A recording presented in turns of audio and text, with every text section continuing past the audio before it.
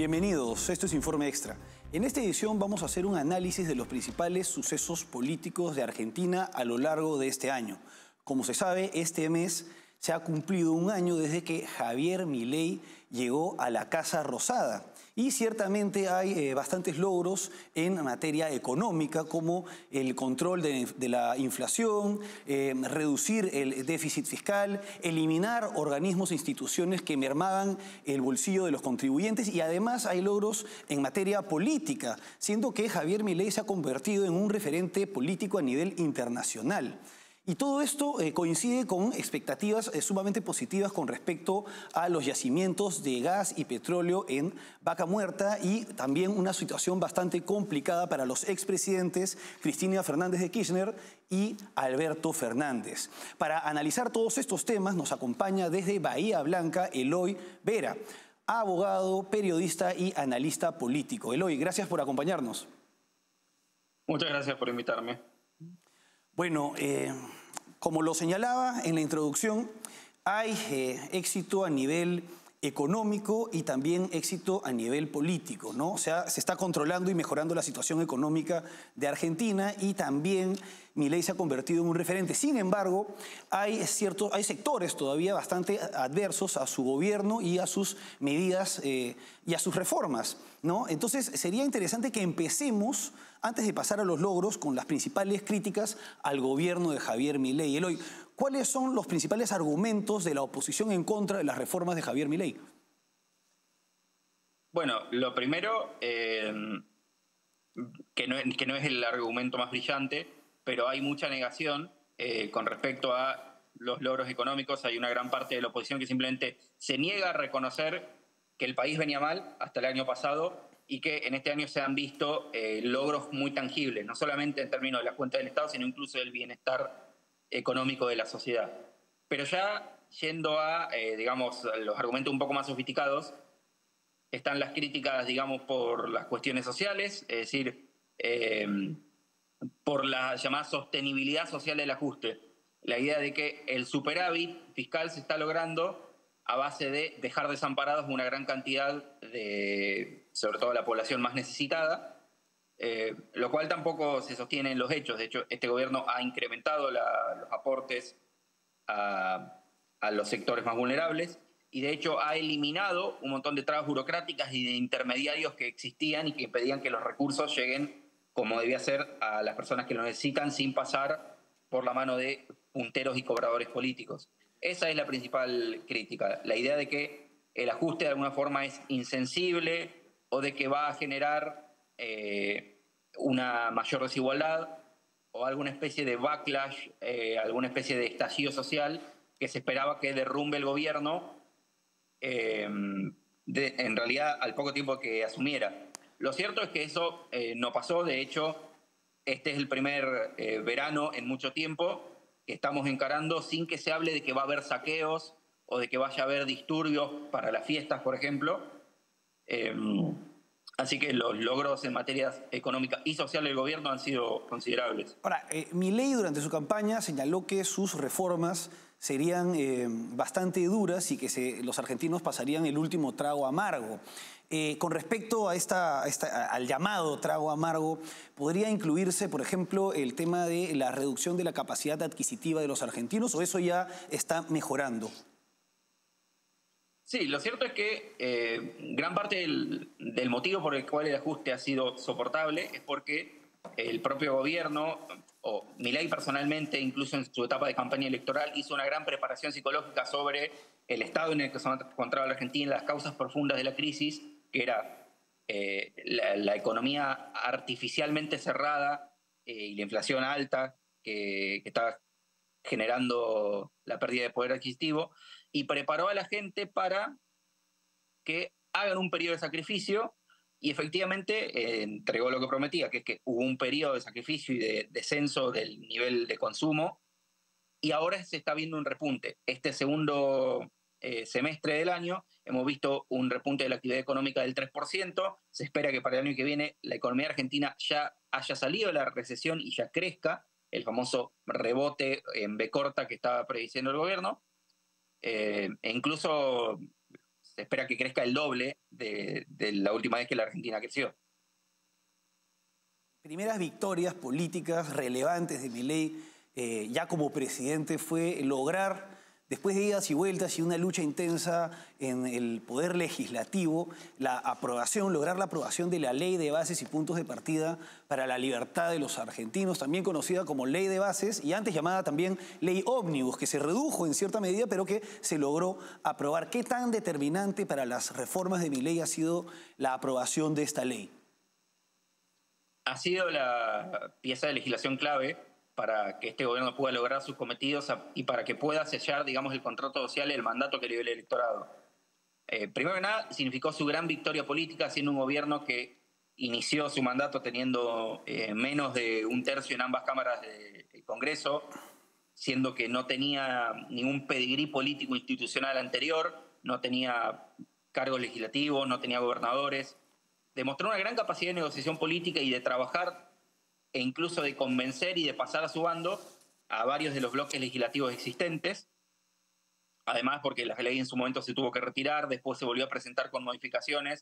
Es decir, demostró una gran capacidad de navegar el sistema político que se pensaba que Milei y la gente que lo acompañaba eran amateurs que no lo iban a lograr. Y ya el contenido de la ley que fue aprobado es determinante porque es lo que le da las herramientas al gobierno para mantener la disciplina fiscal, para privatizar empresas públicas, para sanear las cuentas, para racionalizar el gasto económico y el régimen de empleo del Estado, y para atraer inversiones extranjeras, que es lo que se espera que traiga crecimiento el año que viene.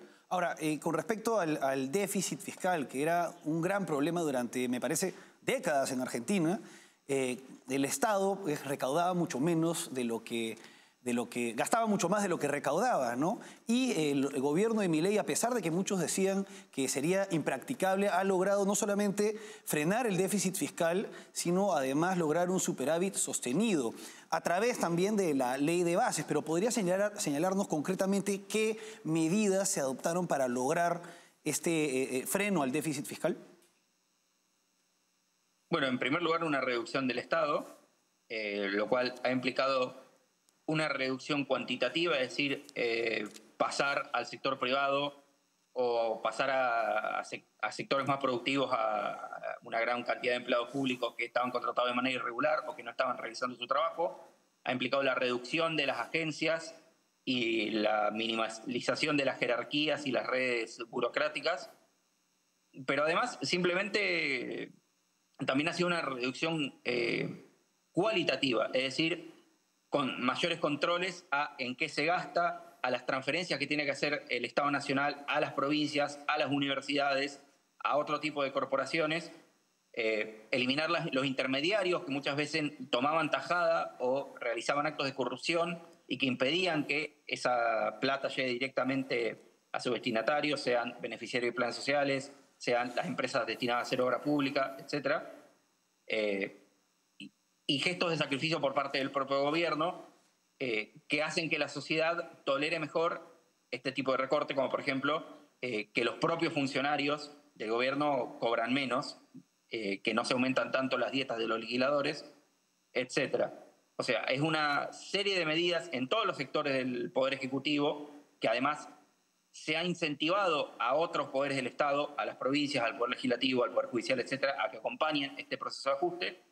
Y un proceso constante de hacer presión sobre otras instituciones que chupaban, digamos, del erario público para que también racionalicen sus cuentas. Por ejemplo, el conflicto que hubo sobre la cuestión de las auditorías en las universidades nacionales. Con respecto a ese punto, ¿en qué situación se encuentra pues este impedimento? Creo que un juzgado impidió que se pudiera realizar estas auditorías. ¿En qué ha quedado ese conflicto? Exactamente. Ahora mismo estamos en un impasse donde un juzgado de primera instancia se ha pronunciado en contra de que el gobierno pueda auditar, o más bien el Poder Ejecutivo a través de la Sindicatura General de la Nación pueda auditar específicamente la Universidad de Buenos Aires, que tiene un régimen especial dentro de lo que son las universidades nacionales. Generalmente se hacen por separado el presupuesto de la UBA con respecto al presupuesto para el resto de las universidades. Pero ha habido grandes avances en ese sentido. Ya ha habido algunas universidades como la de Quilmes o la de mi ciudad, Bahía Blanca, por ejemplo, o la Universidad de Córdoba, que han salido a marcar la cancha, como decimos acá en Argentina, diciendo nosotros sí somos universidades ejemplares, nosotros tenemos presupuesto ahorrado para cubrir las emergencias que surjan. Por ejemplo, mi universidad tiene 2 años de presupuesto presupuestados por adelantado, tienen auditorías internas y externas, tienen cuentas transparentes, rinden cuentas justamente por todas las operaciones económicas que realizan, y eso poco a poco va, aunque no es tanto el gasto que se realiza en esas universidades como en la UBA, que de nuevo es un elefante, sí va cambiando la narrativa, pero es un conflicto que probablemente no veamos la resolución ni siquiera el año que viene, sino que sea uno de los hilos conductores de toda la gestión de Javier Milei. Eloy, vamos ahora a una pausa y regresamos para analizar también la reacción de la oposición ante esta reducción de organismos públicos y despido pues, de más de 30.000 empleados pues, que agrandaban el Estado.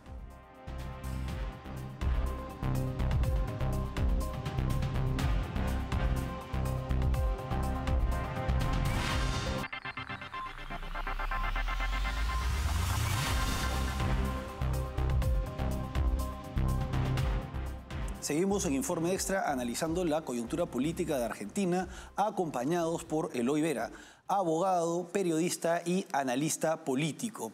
En el bloque anterior estábamos viendo las medidas de Milei para poder frenar el déficit fiscal, ¿no? Y entre estas medidas, Eloy, está, por ejemplo, la eliminación de 10 de los 18 ministerios que existían y también de la eliminación de organismos como, por ejemplo, TELAM, que era la Telenoticias Americana, ¿no? Que era el medio de prensa del Estado, y también el controvertido INAI, ¿no? El Instituto Nacional contra la Discriminación, la Xenofobia y el Racismo.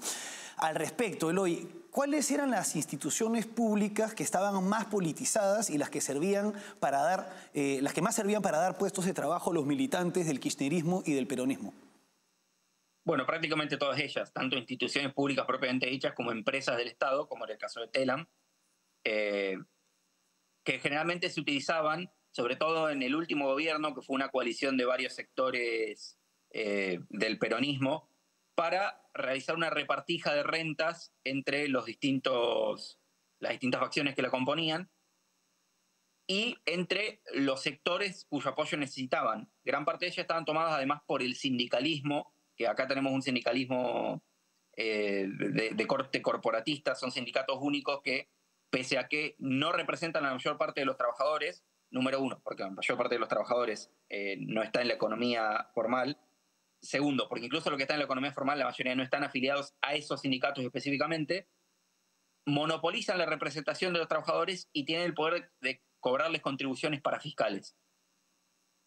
El ejemplo más emblemático es Aerolíneas Argentinas, una empresa, la aerolínea de bandera, la cual cada vez acumulaba más privilegios porque había virtualmente monopolizado el control de los cielos en la Argentina, expulsando a toda la competencia, no solamente extranjera, sino incluso empresas nacionales que estaban ofreciendo el servicio más barato y de manera más eficiente, como Flybondi, que ahora se le ha permitido operar nuevamente, y que en general habían extraído una serie de concesiones como privilegios, jubilaciones de privilegio y otros beneficios extraordinarios para sus miembros y sus familias, cargos hereditarios en el Estado, por ejemplo, como existían en los bancos del Estado. Bien, ¿no? Los cargos hereditarios suena algo arcaico. Y, bueno, y obviamente que el Estado tenía que cubrir el déficit operativo de estas empresas. Por ejemplo, Aerolíneas Argentinas perdía unos 60.000 millones de dólares que tenían que ser cubiertos por el Estado Nacional y que el gobierno de Milei ha frenado esas transferencias y está en proceso de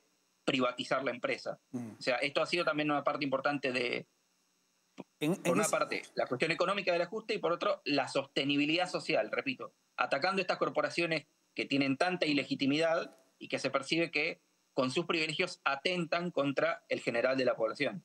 Ahora, en el marco de la eliminación de estas instituciones, se han despedido a unos 34.000 trabajadores, unos 34.000 burócratas, y además se han establecido exámenes de idoneidad. ¿Cómo ha tomado la oposición estas medidas? ¿Cuál es el relato ante algo que es totalmente necesario, como la reducción de burocracia innecesaria, y algo esencial, como son los exámenes de idoneidad? Bueno, las reacciones son las que podemos esperar. Un poco por el lado de la corrección política, de decir que este tipo de medidas es discriminatoria, que está dejando a familias sin su fuente de ingreso, que es una demostración de que el gobierno no tiene sensibilidad con la necesidad de los trabajadores, olvidando que son obviamente, como decís, burócratas en muchos casos que han sido elegidos políticamente, que no están ahí por cuestiones de mérito, que no están realizando su trabajo y muchas veces incluso si realizan su trabajo no le están facilitando la vida al ciudadano, sino que justamente están creando trabas, burocracia y trámites de más que impiden la realización de las libres actividades de los privados. Ahora, yendo a otro tema, también relacionado con la economía, uno de los principales temores en los últimos días del gobierno de Alberto Fernández y también el temor de que a inicios, pues una vez que ya había ganado las elecciones Milei, era que Argentina entrara en la hiperinflación. Sin embargo, se ha logrado controlar la inflación en el país. Se habla pues de que Milei cuando llega había una inflación acumulada del 211.4%. Ahora, ¿en qué estado se encuentra la inflación del país?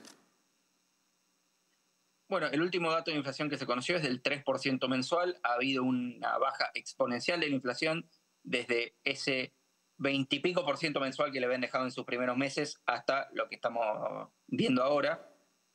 Y se espera que para el año que viene ya la inflación sea cosa del pasado o que estemos en los niveles inflacionarios que tienen los países serios del mundo, ¿no? Un 3-4% anual, una suba casi imperceptible de los precios a lo largo de mucho tiempo, lo cual también se logró gracias a que el gobierno ha sido muy sabio financieramente, digamos. El ministro de Economía, Santiago Caputo, ha realizado medidas para desactivar la bomba que dejó el gobierno anterior, el que fue candidato en contra de Javier Milei, que era el ministro de Economía, Sergio Massa, que había programado ciertos vencimientos de deuda para que estalle una hiperinflación básicamente al día siguiente de que asuma Milei, y que eso fue detectado y desactivado tan pronto como fue posible. Interesante, sí, parece que Luis Toto Caputo, como le dicen, está teniendo digamos, una gestión bastante exitosa en el control. Y, bueno, como tú señalas, creo que es la mejor forma de decirlo, ¿no? Desactivar la bomba que había dejado el gobierno pues, anterior. Eloy, vamos ahora a una pausa y regresamos con el último bloque.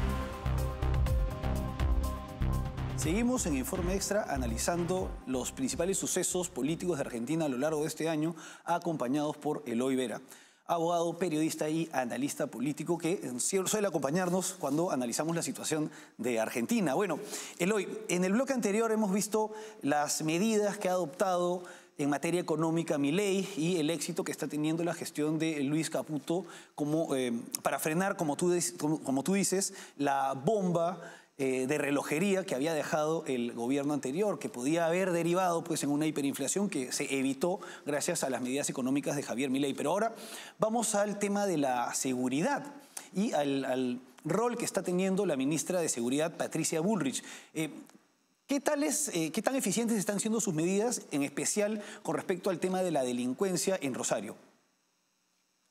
Extremadamente. Rosario, para los que no lo sepan, es la capital del narcotráfico en Argentina, es el principal puerto a lo largo de esa gran arteria comercial para el cono sur, que es el río Paraná, por el cual pasan prácticamente todas las exportaciones agrícolas, no solo de Argentina, sino de Paraguay, de Uruguay, de Brasil, incluso de Bolivia, que obviamente como no tiene salida al mar tiene que desviarse por los ríos interiores del continente. Y por lo mismo es un lugar donde opera fuertemente el narcotráfico, donde pueden deslizar justamente importaciones ilícitas hacia Europa, sobre todo. A principio de año hubo una escalada de violencia narcoterrorista, varias bandas narcotraficantes, como veían que los nuevos gobiernos, tanto nacional como de la provincia de Santa Fe, donde está Rosario, estaban intensificando las medidas de seguridad para que los líderes narcos presos no puedan dirigir desde la cárcel las operaciones de sus cárteles. Hubo una alianza entre todas las bandas delincuentes para realizar atentados coordinados a lo largo de toda la ciudad, tratando justamente de aterrorizar a la población y obligar al gobierno a ceder y a tener una mano más laxa. En respuesta a esto, la ministra Patricia Bullrich, de nuevo con apoyo del gobierno local, lanzó el llamado Operativo Bandera, que redujo hasta casi eliminar los homicidios de Rosario. El año pasado se veían 2 homicidios al día en la ciudad de Rosario. Y ahora sigue siendo una zona violenta, sigue habiendo alerta roja, pero el gobierno ha implementado, básicamente, está pensando implementar una especie de militarización de la zona para terminar de detectar y eliminar los últimos reductos del narcotráfico, además de, como digo, aislar a los líderes narcotraficantes presos, respaldar a la justicia para que los jueces no puedan ser amenazados, cambiar el sistema de persecución penal. Incluso se están viendo casos de que, hace poco estaba hablando con el director de Fronteras y me decía, por primera vez la policía se siente respaldada como para incluso ir por jerarcas políticos. Hace poco se arrestó, por ejemplo, a un intendente, un alcalde de un pueblo importante del norte vinculado con el narcotráfico. Se está haciendo esfuerzos también por reducir la presencia de bandas en la zona fronteriza de la Argentina. Es decir, está habiendo todo un despliegue, un operativo coordinado a lo largo de todo el país para reducir la importancia económica del narcotráfico. Además de que, obviamente, reduciéndose la pobreza como se espera, estarías quitándole el recurso humano con el que el narcotráfico vive y recluta.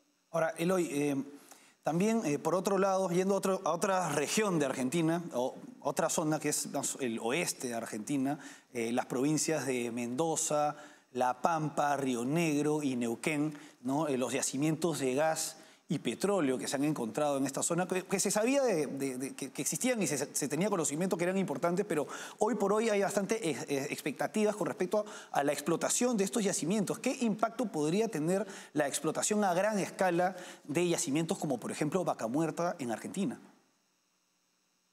Los efectos más inmediatos ya los estamos viendo, que es que se están prometiendo grandes inversiones en la zona, inversiones que van a traer tecnología, actividad económica, divisas extranjeras al país. Además, eso va a redundar en la creación de infraestructura para poder refinar y exportar esas materias primas y esa energía. Argentina vuelve a tener autonomía energética, de poder exportar energía a otros países.